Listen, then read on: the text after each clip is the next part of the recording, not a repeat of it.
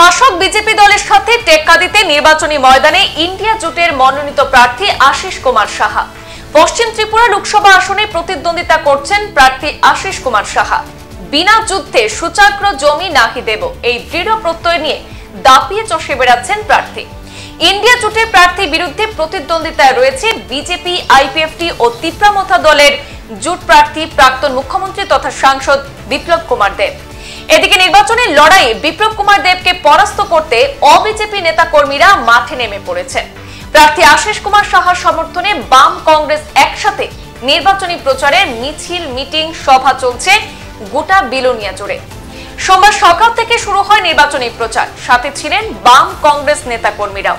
এদিন প্রথমে বনকর নদীর উত্তর পারে পথসভা দিয়ে শুরু হয় এদিনের নির্বাচনের কর্মসূচি। এরপর হুট খোলা গাড়িতে রোড শো করে বিলোনিয়া শহর পরিক্রমা করেন 1 নম্বর টিলা আর্য কলোনিতে হয় পথসভা। এদিনের পথসভা এবং রোড শোতে প্রার্থী আশিস কুমার সাহার সমর্থনে উপস্থিত ছিলেন প্রচুর সংখ্যক সিপিআইএম এবং কংগ্রেস দলের নেতা কর্মী এবং সমর্থকরা। তরুণের জন্য একটাই রাস্তা খোলা, আপনার গণতান্ত্রিক ভোট। আপনার গণতন্ত্রকে বাঁচাতে, সংবিধানকে বাঁচানোর স্বার্থে আপনাকে প্রদান করতে হবে।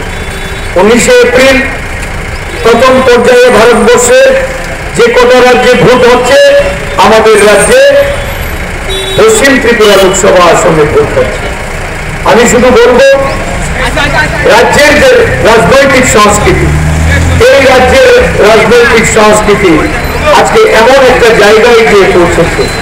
এই রাজ্যে শুধু বিরোধী দলই নয়, স্বদলীয় কুণ্ডল আজকে এমন ভাবে মাথাচাড়া দিয়েছে, বাড়ি ভাঙছে, ঘর দর লুট হচ্ছে, দোকানে তালা পড়ছে, রাস্তায় পিটিয়ে হসপিটালাইজ করা হচ্ছে।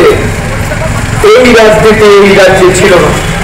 এই রাজ্যের রাজনৈতিক সংস্কৃতি আজকে গণতান্ত্রিক ভাবে চিন্তা ভাবনা করার কোন সুযোগ নেই। সংবাদ এই পর্যন্তই। পরবর্তী অন্যান্য আপডেট পেতে চোখ রাখুন পূর্বাঞ্চল প্রতিদিনে। ধন্যবাদ।